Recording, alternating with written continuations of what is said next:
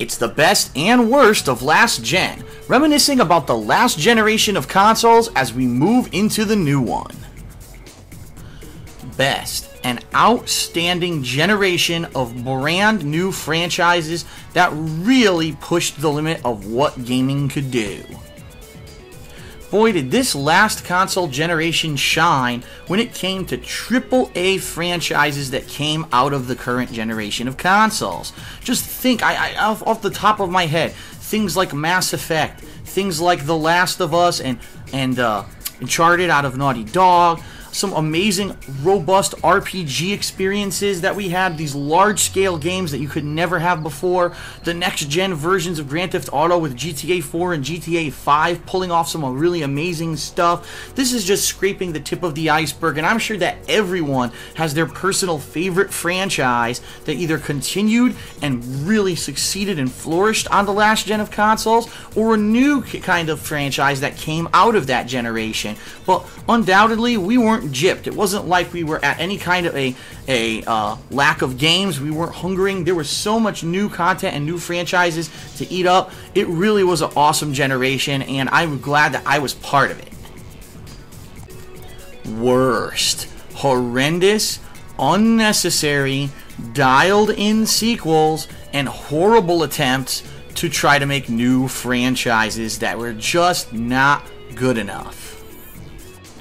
Now, I'm not trying to be a dick, but let's be honest. I pretty much try to tackle every new game and or franchise and even the major sequels to hit retail markets. And over the past few years that I've been doing this seriously on YouTube and now live streaming on Twitch, I've come across some games that you would think, judging by what they were, what the subject matter was, that they were part of an existing franchise, that they would have excelled. Just this past year, you had some of the most blasé, dialed-in, unnecessary entries in franchises that previously were amazing, such as Gears of War and God of War. It's just absolutely pathetic.